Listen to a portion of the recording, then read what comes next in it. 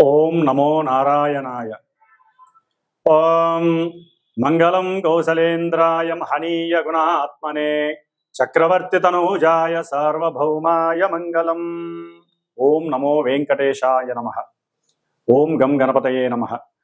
वागर्धाविव संपृक्तो वागर्ध प्रतिपत्तये जगतः पितरो वंदे पार्वती परमेश्वरो। ओम नमः शिवाय। परमेश्वराभ्यां नमः। వీక్షించేటటువంటి నవగ్రహ భక్తులందరికీ కూడా మరి ఈ మాసం అనగా జూన్ మాసం 15వ తేదీ నుండి జూలై మాసం 16వ తేదీ వరకు కూడా సూర్యుడి యొక్క సంక్రమణం మిథున రాశిలోకి ప్రవేశం. అంటే సూర్యుడు ఇప్పటి వరకు కూడా ధనస్థానమైనటువంటి వృషభ రాశిలో ఉండి ఇప్పుడు ఈ జూన్ నెల 15వ తేదీ నుండి కూడా తన యొక్క మిత్రరాశి అయినటువంటి మిత్రుడు ఆల్రెడీ అక్కడ ఉన్నటువంటి మిథున రాశి వ్యాపార క్షేత్రము, మంచి కమ్యూనికేషన్ క్షేత్రము, అట్లాగే ట్రాన్స్పోర్ట్ ఇంపోర్ట్ అండ్ బిజినెస్కి సంబంధించినటువంటి క్షేత్రము. మరి ఈ క్షేత్రంలోకి రవి చాలా హుందాగా హోదాగా ఎంతో రాజకీయ లబ్ధితో ఎన్నో రాశుల వారికి ఎన్నో రకాలైనటువంటి మంచి అనుకూలమైనటువంటి పరిస్థితుల్ని కలుగజేసేటటువంటి ఈ యొక్క మిథున సంక్రమణం చాలా విశేషప్రదమైనటువంటిది. ఈ యొక్క మిథున రాశిలో రవి ఆరుద్ర నక్షత్రంలోకి వచ్చినప్పుడు అంటే దాదాపుగా జూన్ ఎండింగ్ తర్వాత ఉరుములతో మెరుపులతో కూడినటువంటి ఎన్నో వర్షాలు చక్కగా మానవాళిని తరింపజేస్తూ ఉంటాయి. అంటే ఋతువు కొంచెం మారేటటువంటి పరిస్థితి ఏర్పడుతుంది. ముఖ్యంగా మేషరాశి పర్యంతం కూడా మీనరాశి వరకు ఒక్కొక్క రాశి ఒక్కొక్క పోర్ట్ఫోలియోని కలిగి దాని ఆధిపత్య గ్రహాలు ఎన్నో రకాలైనటువంటి ఫలితాలని ప్రభావాలని మన మీద కాంతి రూపకంగా వెదజల్లుతూ ఉంటారు. ఇవన్నీ కూడా మనము పూర్వజన్మల్లో చేసుకున్నటువంటి సుకృతాలను బట్టి దుష్కృతాలను బట్టి ఈ జన్మలో మన జాతకానుసారము జాతక చక్రంలో ఉన్నటువంటి గ్రహస్థితులు అవి ఉన్నటువంటి నక్షత్రానుసారంగా ఇప్పుడు ప్రజెంట్ గోచారంలో మనకి జాతకరీత్యా ఉన్నటువంటి చంద్రుణ్ణి అనుసరించి వింశోత్తరి దశా రీత్యా ఏ దశలు అంతర్దశలు విదశలు నడుస్తున్నాయి, ఆ యొక్క దశానాథులు మరి ఇప్పుడు ప్రజెంట్ లగ్నరీత్యా ఎక్కడున్నారు, అట్లాగే మన యొక్క గోచారంలో చంద్రుడు చాలా విశేషమైనటువంటి ప్రభావాన్ని మన మనసు మీద ప్రభావితం చూపిస్తూ ఉంటాడు. కాబట్టి అంటే జాతకం అనేటటువంటిది లైఫ్ ఈవెంట్స్ని తెలియజేస్తే గోచారం అనేటటువంటి చంద్రుడు మానసిక స్థితిని తెలియజేస్తూ ఉంటాడు.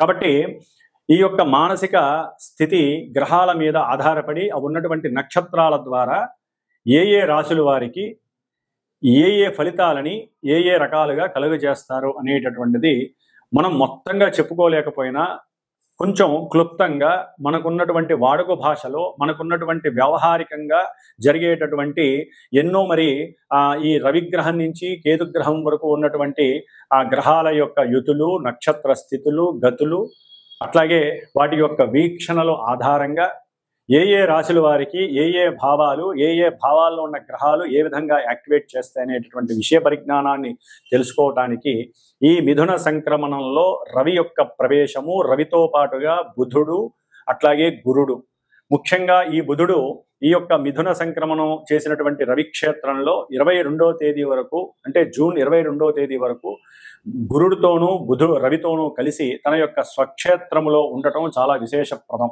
అంటే వ్యాపారస్తులకి, ఉద్యోగస్తులకి, అట్లాగే ముఖ్యంగా ధన సంపాదన కోసం గురిపెట్టినటువంటి వాళ్ళందరికీ కూడా చాలా విశేషమైనటువంటి స్థితి ఈ నెల అని చెప్పుకోవచ్చు.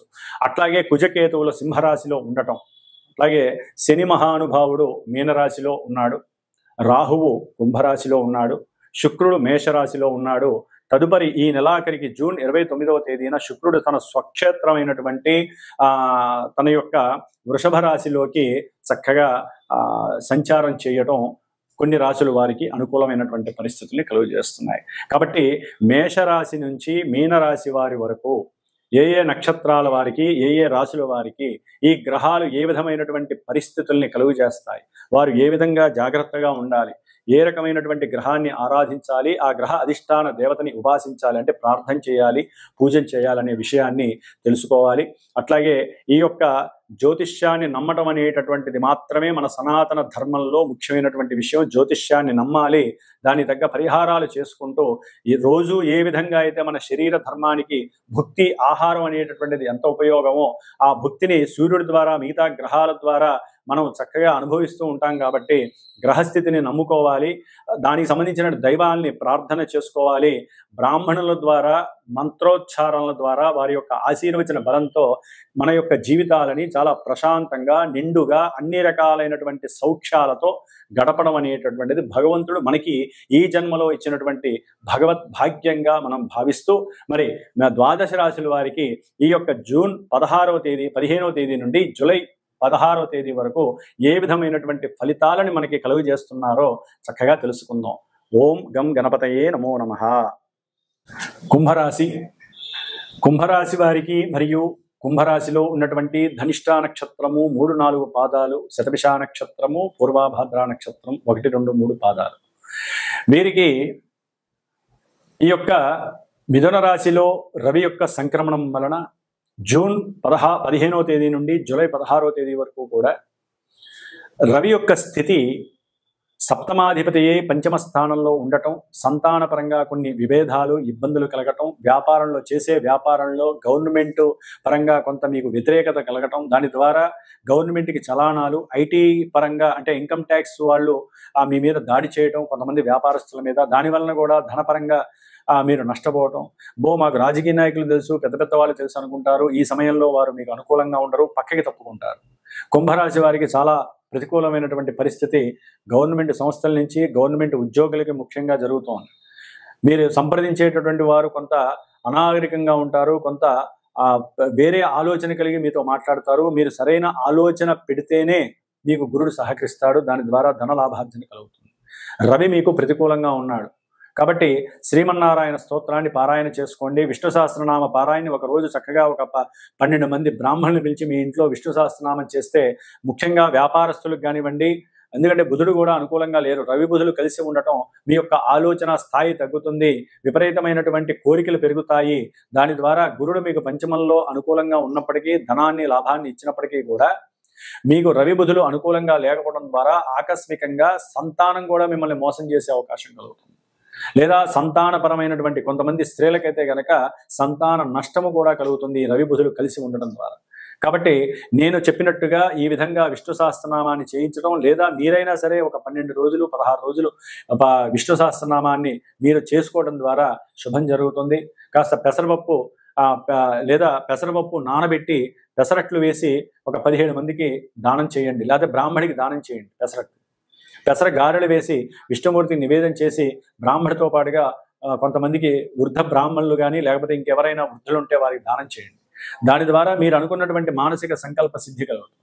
అట్లాగే మీ యొక్క జన్మరాశిలో ఉన్నటువంటి రాహువు, సప్తమంలో ఉన్నటువంటి కుజకేతువుల యొక్క ప్రభావం మిమ్మల్ని చాలా చాలా ఇబ్బందులకు గురి చేస్తుంది. వ్యాపారంలో నష్టాలు, భార్యాభర్తల మధ్య విభేదాలు ఒక తారాస్థాయికి వెళ్ళిపోతాయి. ఒక్కోసారి విడిపోయే ప్రమాదం కూడా ఉంటుంది. మీరు మాట్లాడుకుందామన్నా కూడా అక్కడ అగ్గి మీద గుగ్గిలంలా అవుతుంది. అట్లాగే మీకు సహాయ సహకారాలు బంధువుల నుంచి కూడా ఆగిపోతాయి. వారు మిమ్మల్ని అవమానపరిచేట్టుగా మాట్లాడతారు. మీకు కోపావేశాలు ఎక్కువయ్యే అవకాశం ఉంటుంది. అనుకున్నది జరక్క అవతల వాళ్ళ మీద నిందలు వేసే స్వభావానికి కూడా దిగజారిపోయే అవకాశం ఉంటుంది. మీ వృత్తిలో మీ చేతులారా మీరు వృత్తిని పాడు చేసుకునే అవకాశం, కోపంతో, లేకపోతే ఆరోగ్యపరమైనటువంటి గ్యాస్ ట్రబుల్స్ కానీ, లేకపోతే అనారోగ్యపరమైనటువంటి కొన్ని ఇబ్బందులు, మోకాల నొప్పులు కావచ్చు, లేకపోతే హాస్పిటల్స్కి వెళ్ళటం, దాని ద్వారా డబ్బులు నష్టపోవడం. ఎందుకంటే ఏలినాటి శని కూడా నడుస్తుంది కుంభరాశి వారికి. ధనపరంగా వస్తుంది అనుకుంటారు కానీ కొంత ఇబ్బందులు కూడా ఎదురవుతాయి.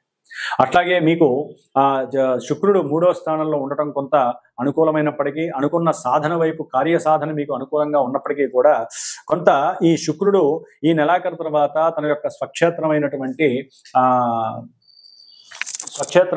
వృషభ రాశిలోకి రావడం ద్వారా చక్కటి గృహ సౌకర్యము, వాహన సౌకర్యము కలగడానికి అవకాశం లభిస్తోంది. ఉద్యోగంలో కూడా కొన్ని మార్పులు జరిగి మీకు కొంత దూరంగా ఉద్యోగానికి వెళ్ళి వచ్చేటటువంటి పరిస్థితులు కూడా కలుగుతున్నాయి శుక్రుడి యొక్క అనుగ్రహం వల్ల.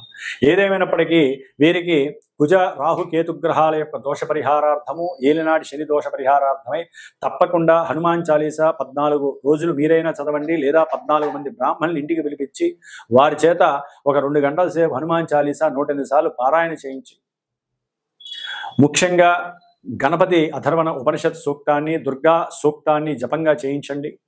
సుబ్రహ్మణ్యేశ్వర స్వామికి సంబంధించిన సర్పసూక్త జప పారాయణలు చేయించండి. ఈ 2 నెలల కాలము మీకు అనారోగ్య నివృత్తి కలగడానికి ఇవే మార్గాలు అని మీరు అనుకోండి. అట్లాగే కుంభరాశి వారికి పంచమంలో ఉన్నటువంటి గురుడు అనుకూలంగానే ఉన్నాడు, సంతానపరంగా అనుకూలాన్ని కలుగు చేస్తున్నాడు. ఏదేమైనప్పటికీ ఈ యొక్క నెలలో ఒక 17వ తారీఖు నుంచి 30వ తేదీ వరకు కూడా కాలసర్ప యోగ దోష ప్రభావం మిమ్మల్ని ఒక స్థాయికి ఇబ్బంది పెట్టేటటువంటి పరిస్థితులు కలుగు చేస్తుంది. కాబట్టి కొంచెం జాగ్రత్తగా ఉండండి. దేవతారాధనే మీకు సర్వదా రక్ష అని మీరు అనుకోండి. దేవతారాధన ఎప్పటికప్పుడు గణపతి, దుర్గాదేవిని, శ్రీమన్నారాయణమూర్తిని ఆరాధించండి. వీలుంటే సాధ్యమైనంత వరకు 9 గ్రహాలకి కూడా పూజ చేసుకునే అదృష్టాన్ని తీసుకోండి. దాన ధర్మాదులు చేయండి. శుభంగా ఉండటానికి ప్రయత్నం చేయండి. ఓం స్కంద గణపతయే నమో నమః.